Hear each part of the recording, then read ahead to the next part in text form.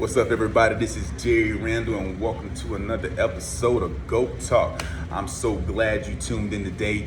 And, if you haven't already, go ahead and hit the like button, hit the subscribe button, hit the notification bell so you can stay up to date on all the latest content that I will be bringing to you guys throughout the NBA season.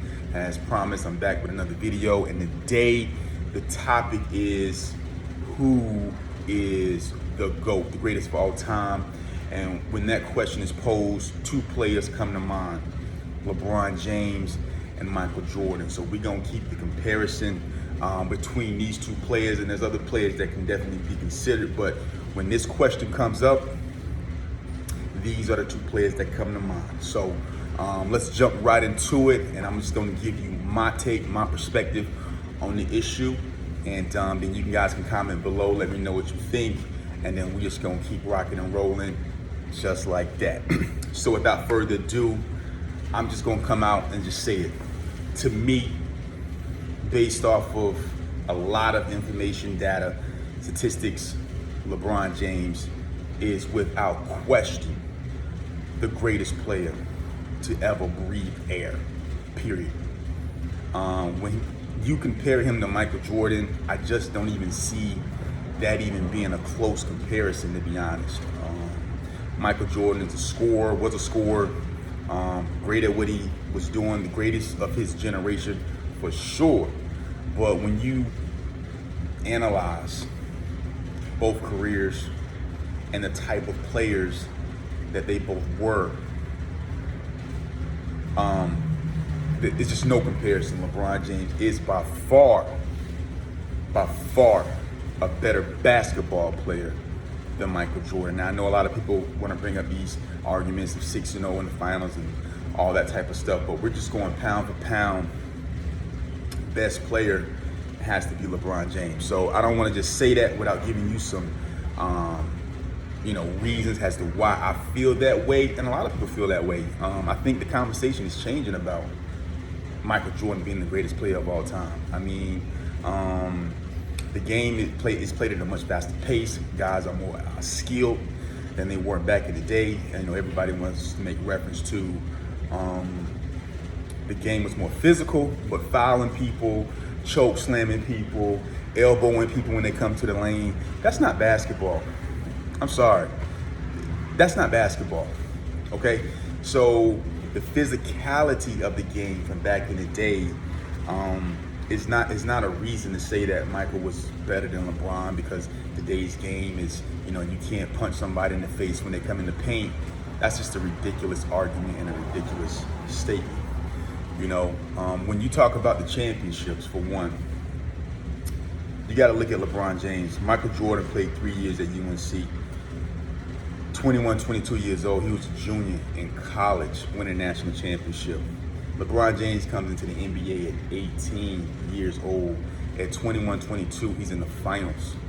So think about that. So a lot of people say, oh, LeBron has a bad finals record. Like, you really gonna count a finals that he lost to the San Antonio Spurs, an all-time great team, at 22 years old, with his team on the back, putting his team on the back of his shoulders at 22 years old.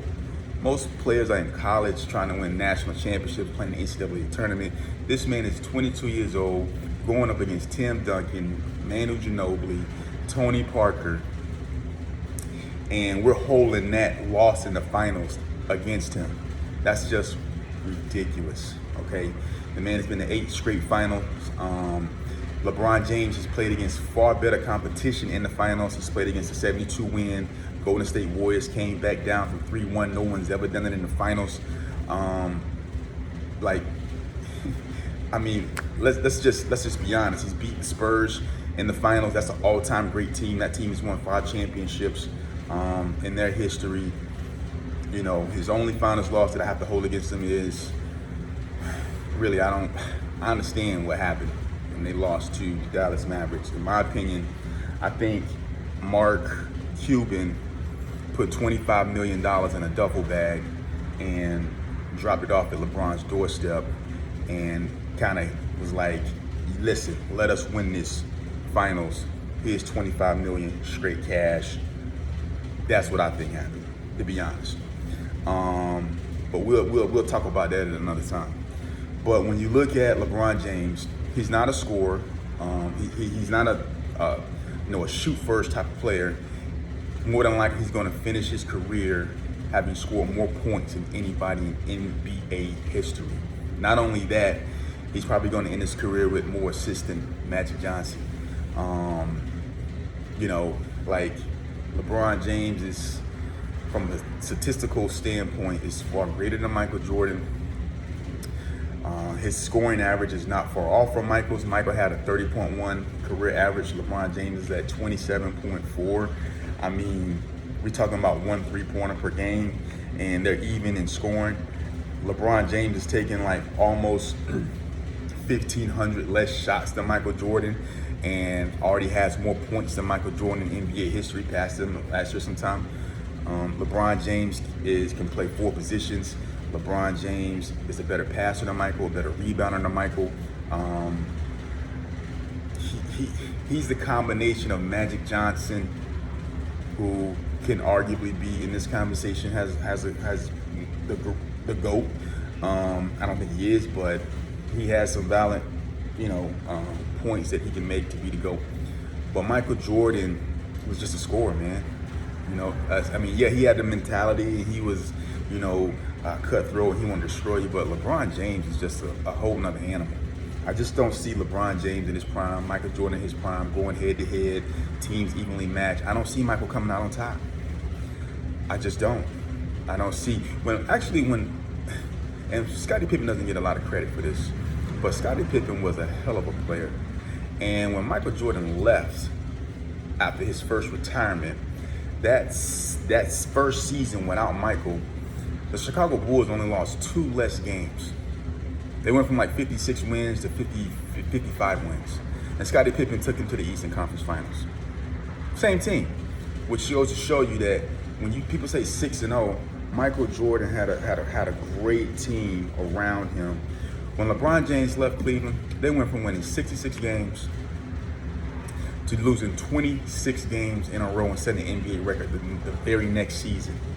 Come on, man. We talking about like someone who was that impactful on a team. He's a better rebounder. He's more efficient than Michael. Take less shots to get pretty much the same amount of points. He's a better defender. He's bigger, stronger, and his IQ is off the charts. And he's gone against way much better competition. Michael Jordan never beat an all-time great team in the finals. The only team he beat that is an all-time great team was the Lakers in his first championship. But Magic Johnson already had 5 championship rings. He had A's. He was on his way out. That was a team saying, "Listen, take it, young fella. You got it. We done did our thing. Take it, young fella." The Portland Trailblazers was not an all-time great team. The Utah Jazz was not an all-time great team. The Seattle Supersonics was not an all-time great team. The Phoenix Suns was not an all-time great team. When you look at LeBron James finals, you look at the Golden State Warriors is an all-time great team. 73 wins, beat the Chicago Bulls record, and the San Antonio Spurs, all-time great team. Those teams, San Antonio, 3 Hall of Famers. Arguably on Golden State, you got 4 Hall of Famers. I don't think Draymond Green's a Hall of Famer. But, LeBron James is definitely GOAT. Let me know your thoughts. Again, subscribe to the channel. I'm going to be bringing you guys more content. NBA season starts tonight. I'm so excited. We're going to watch LeBron, do his thing and destroy Kawhi Leonard. I'm excited for that. Hit the subscribe button. Let me know what you think in the comments. Let's get this conversation going. And I'll be bringing you guys more content throughout the season. I really thank you for tuning in and watching the video. Hit me up, and that's how we're going to do it. Peace out.